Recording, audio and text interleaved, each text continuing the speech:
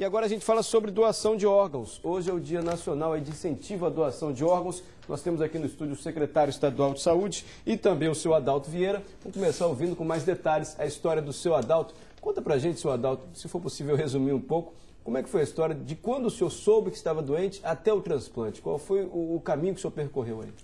Na verdade, eu doei sangue em 2000, em Ribeirão Preto, no interior de São Paulo, e descobri lá que eu tinha hepatite C. De lá eu fiz todo um processo de tratamento que não levou à negativação do vírus. A doença se agravou e eu entrei na fila em São Paulo. Para receber um fígado? Para receber um fígado. Dessa fila eu não tive uma chance muito grande, eu não teria uma chance muito grande, porque eram 687, numa fila em que se transplantava em média 80 pacientes por ano.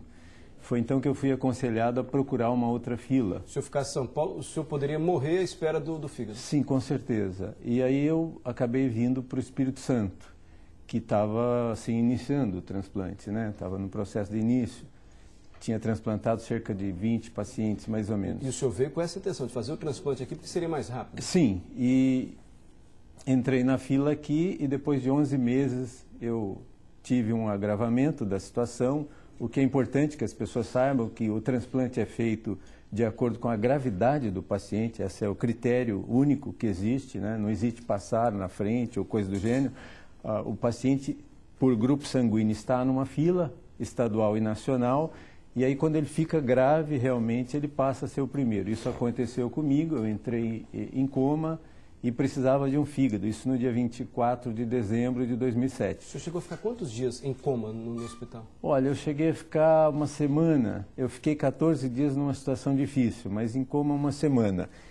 E até que nesse dia, minha esposa foi chamada, foi dito para ela, precisávamos ter um fígado hoje, o Adalto tem pouca chance. Nossa Senhora. E na verdade eu fui abençoado, né, com esse fígado, por uma família que, mesmo na hora mais difícil dela, ela se sensibilizou e falou, não, a gente vai doar, e foi essa a minha salvação. Que Natal, eu repito aqui esse Natal de 2007 para o senhor. E dia 24 de dezembro de 2007 mesmo, o senhor fez o transplante? Não, a minha esposa, minha família recebeu a notícia que havia aparecido um fígado, e no dia 25, no período da manhã, né, na madrugada de 25, foi iniciado o meu transplante. Seu Adalto, quer dizer, foi no dia que o senhor mais precisava. Se o senhor não recebesse o fígado naquele dia, o senhor ia morrer? Sem dúvida. Isso já tinha sido dito para minha esposa, que tinha retornado para casa já sem muita esperança, né? Porque ela sabia, porque ela é também da área da saúde, então ela já sabia o que estava acontecendo. O senhor tem filhos, senhor Adalto? Eu tenho duas filhas que moram em São Paulo. Eu tenho uma filha com 30 anos e outra com 24. E elas estavam aqui acompanhando com a família nossa toda, que toda a nossa família é de São Paulo, né? Uhum. E acompanhando aquele momento que era um desespero para todos nós, né? Deixa eu fazer uma pergunta. Se o senhor atribui isso aqui, a coincidência, assim, na véspera do Natal, no dia que o senhor precisava, senão o senhor morria, o que o senhor atribui que apareceu esse órgão, esse doador, abençoado doador aí no dia? Pois é, você disse bem, abençoado, porque eu atribuo isso a Deus. Por quê? Porque, veja bem, quando aconteceu esse fato, e eu tinha apenas que urinar, minha esposa rezou para que eu urinasse apenas para ela crer em Deus, que até então ela não acreditava em Deus. Sua esposa não acreditava? Não acreditava, de forma nenhuma.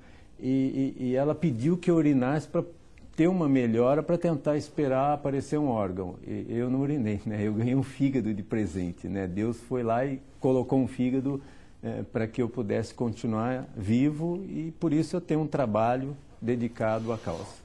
Depois o senhor criou uma ONG, a gente já volta a falar, posso ver a emoção aí nos seus olhos, e não é para menos, porque lembrar uma história dessa, o senhor teve à beira da morte. Sim, sem dúvida, sem dúvida. Eu posso dizer que eu tive quase que do outro lado.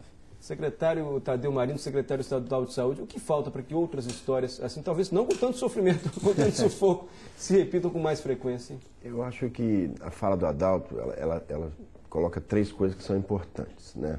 Primeiro, que existe no Brasil, né, uma política séria de transplantes, que existe uma fila única, né, que isso é respeitado, e o que passa na frente é justamente a gravidade da situação, como o Adalto vivenciou aquela gravidade e ele passou a ser o primeiro da fila. Segundo, é que sem a sensibilidade, né, da família, a solidariedade das famílias, não existe transplante. Então a gente tem de justamente cada vez mais atuar, justamente pedindo essa solidariedade, que nós conversemos na nossa casa e nos mostramos assim, a vontade de individualmente ser um doador e dizer isso para a nossa família, para que nesse momento, que a gente sabe que é um momento também de dor dessas famílias, tenha um ato de solidariedade, um ato de amor e faça doação de um órgão para que a gente possa estar repetindo essas histórias. Eu queria entender um pouco melhor essa história do seu Adalto, porque de São Paulo ele viu que lá eram 80 transplantes por ano, ia demorar muito e iria morrer antes. Aí ele veio para o Espírito Santo. Como é que funciona isso? Por que um estado pode ser mais rápido que o outro? A fila pode andar mais rápido? Proporcionalmente, a estatística da quantidade de população que você tem em São Paulo, né? Nós temos 3,5 milhões de habitantes no Espírito Santo, São Paulo tem mais de 10 milhões de habitantes, então a proporção de pacientes doentes, né, de renais crônicos, de hepatopatos, ou seja, de doentes de fígado, é muito maior lá do que aqui, né? Mas então, voltando ao assunto, é interessante a gente fazer nesse dia, né, de hoje, sensibilizar as famílias, porque ainda no Espírito Santo, Mário, nós temos aí uma fila grande ainda, né? Nós temos 789 pacientes na fila, por exemplo, esperando um rim. Aqui no Espírito Santo. É a maior fila? É a maior fila. Rim no Brasil inteiro é a maior fila. Nós temos 19 pacientes esperando um fígado e que não é difícil também zerar essa fila. Nós temos 3 pacientes ainda esperando por um coração. A fila de córnea aqui no E a fila de córnea, essa foi a grande notícia maravilhosa que nós tivemos na semana passada, que nós conseguimos zerar a fila de córnea.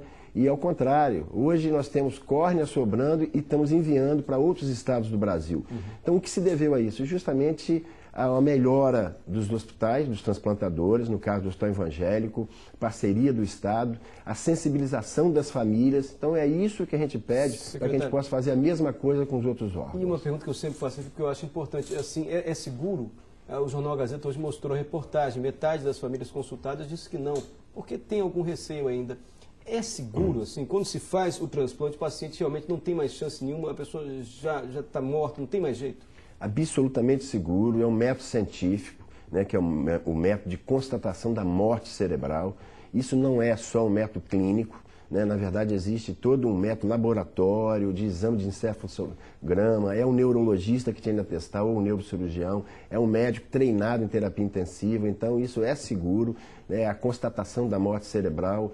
E justamente a partir daí é que as famílias são abordadas por uma equipe de captação, né, de notificação, com assistentes sociais preparados, psicólogos, que vão abordar essa família para que faça justamente a doação de tecidos e órgãos. E todo mundo pode ser um doador, assim, independente da idade? É claro que a equipe vai verificar exatamente as condições ali dos órgãos, mas todo mundo, independente da idade, se é alguma limitação física ou psicológica, todo mundo pode ser um doador. A princípio, todo mundo pode ser um doador, né? Com as restrições que você colocou, que a própria equipe vai saber, mas todo mundo pode ser um doador. Secretário, muito obrigado. Senhor Adalto, preciso terminar a entrevista aqui com o senhor. Hoje a sua esposa acredita, assim, em Deus. Como é que está a vida do senhor hoje, depois do transplante? O senhor tem uma vida normal, o senhor tem que tomar muitos remédios, muitos cuidados. Como é que é a vida hoje? Bom, minha vida depois do transplante, depois dos cuidados todos necessários, ela foi gradativamente voltando ao normal. O mais difícil é logo após o transplante? Sim, sem dúvida. O primeiro ano é um ano muito difícil, mas depois desse período, eu tive uma rejeição logo no primeiro ano, né? Mas, graças a Deus, também foi contornada. Eu não disse a você disse que meu caso foi grave, mas eu tive 2 paradas na cirurgia e tive um AVC também logo em seguida.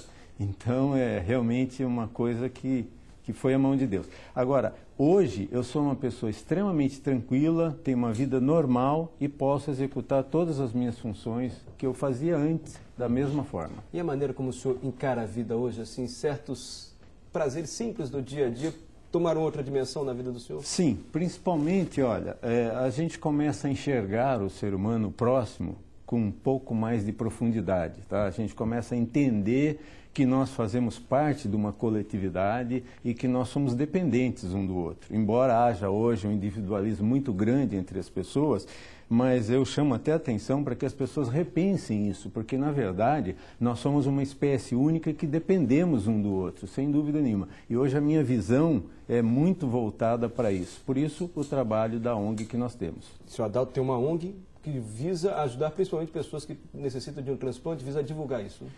Eu sou o presidente atualmente da ONG Providas Transplantes, que tem lá pacientes transplantados e pacientes que estão na fila, com o único objetivo, divulgar a doação e o transplante no estado inteiro. Nós fazemos uma parceria muito forte com o governo, com a Secretaria da Saúde, com as equipes que transplantam. Nós temos aqui no estado hoje, é importante dizer, nós temos um grande cirurgião, que é o Dr. Gustavo Peixoto, que é um dos maiores cirurgiões hepáticos desse país, e nós precisamos valorizar isso e também acreditar que, como disse o secretário, o transplante é uma realidade, ele é seguro e as equipes que temos aqui são éticas e, portanto, o pessoal pode acreditar nisso. E o depoimento do senhor, sem dúvida nenhuma, contribui muito para que a gente pense muito bem sobre isso, sobre a importância de doar um órgão. Muito obrigado ao senhor Adalto Vieira por contar essa história emocionante aqui para a gente. Obrigado também, secretário Tadeu Marino, explicando como é que funciona a fila e também reforçando